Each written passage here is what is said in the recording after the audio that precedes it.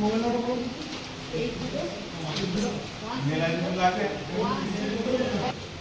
ও আসতে পারে ও আসতে উনি সঞ্চালক নয়, সঞ্চালক আমি প্রভাবদার, উনি আমার উপসমিতির মেম্বার।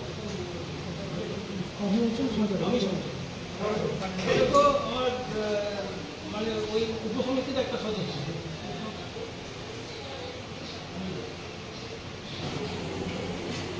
আপনার মেম্বার আছেন? না, আমরা সেই অসুস্থ থাকি। করছেন তার অভিজ্ঞতা এবং এই বিষয়ে আলাপ আলোচনা করা, সেই মতো আমাদের সেশন চলবে। আমাদের সম্মানীয় পাওয়ার সাহেব শুরু করবেন। নমস্কার সবাইকে।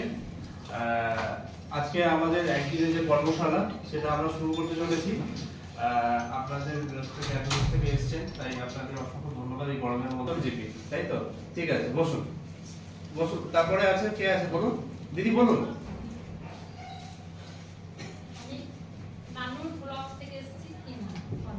আচ্ছা, কে মানে কোন ব্লক থেকে এসেছেন সেটা একটু যদি বলেন তাহলে খুব সুবিধা হয়। আমি বোলপুর শ্রীনিকেতন ব্লক থেকে এসেছি, সরকুলহনা আলগোনা গ্রাম পঞ্চায়েত। আচ্ছা, বোলপুর শ্রীনিকেতন ব্লক থেকে এসেছি, রূপপুর অঞ্চল। শ্রীনিকেতন ব্লক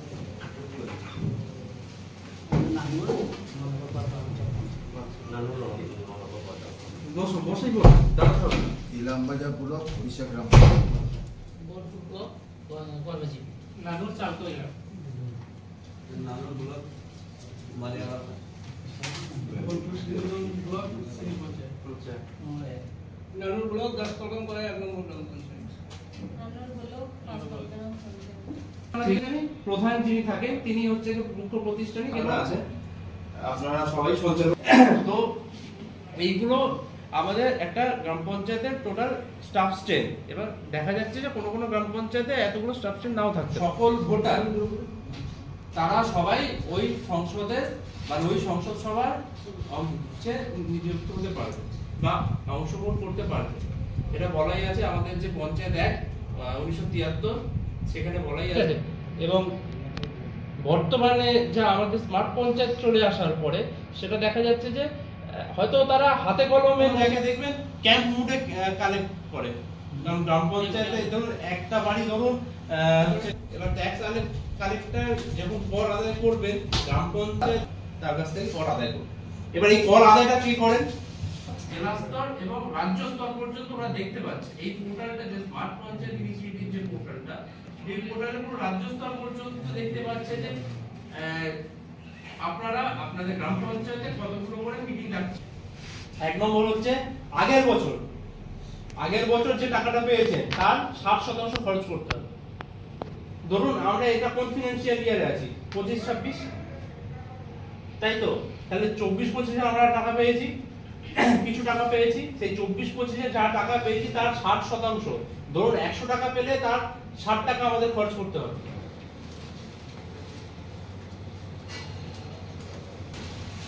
আরেকজন কে যেন দুঃখের পুরা চলো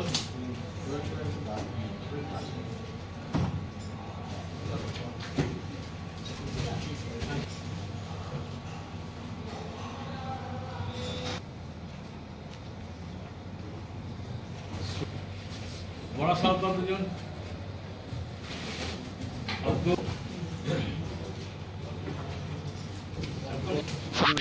এটা কাজ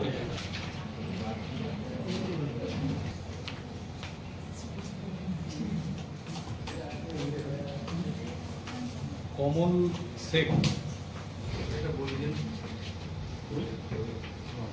আলোচনা করেছেন শুনলাম, যিনি ছিলেন আগে। তো আপনাদের এই পঞ্চায়েত ব্যবস্থা গঠনটা বলেছেন, তো পরিকল্পনাটা হয়নি আর হয়েছে না গ্রাম পঞ্চায়েত মানে ট্যাক্স নন ট্যাক্স বলেছে, তাহলে বাকি আছে পরিকল্পনাটা, তাই তো? তো পরিকল্পনা নিয়ে আমি আলোচনা করব। তো এবারে বিষয়টা হচ্ছে যে আমাদের গ্রাম পঞ্চায়েত যে পরিকল্পনা প্রত্যেক বছর আমাদের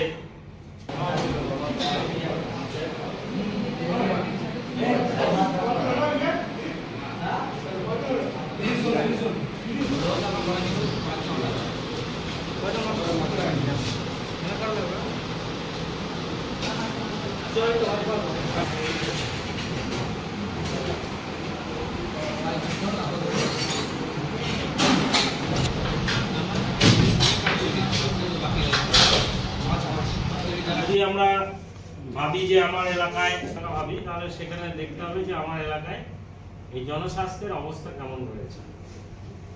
জনস্বাস্থ্যের কেমন অবস্থা রয়েছে, জনস্বাস্থ্য বিষয়ে মিটিং হবে, সেখানে সমস্ত মেম্বার প্রধান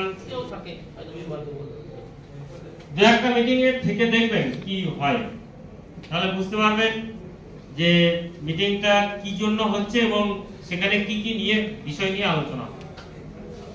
মূলত যে ওখানে যেটা হয় সেটা হচ্ছে যে গত এক মাসে ওই এলাকায় জনস্বাস্থ্যের যেসব বিষয়গুলো থাকে তার একটা বিস্তারিত রিপোর্ট দেওয়া হয়, রিপোর্ট কার্ড থাকে দেখবেন।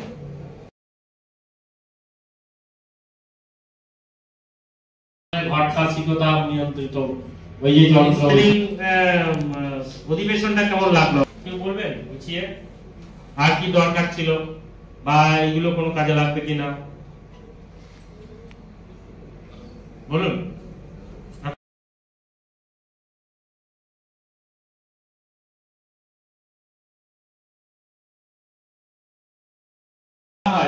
ওই গ্রাম পঞ্চায়েতের সামগ্রিক পরিচয়, মানে প্রধান কোন রুমে বসেন, কর্মচারী কোন দিকে বসেন, উপপ্রধান সমিতি আর গ্রাম পঞ্চায়েত দুটোই কিন্তু বাজেট করতে হয়, একসঙ্গে পরিকল্পনা করতে হয়, মানে কোন কোন স্কিম গুলো হবে সেইগুলো, আর তার সঙ্গে বাজেট করতে হয়।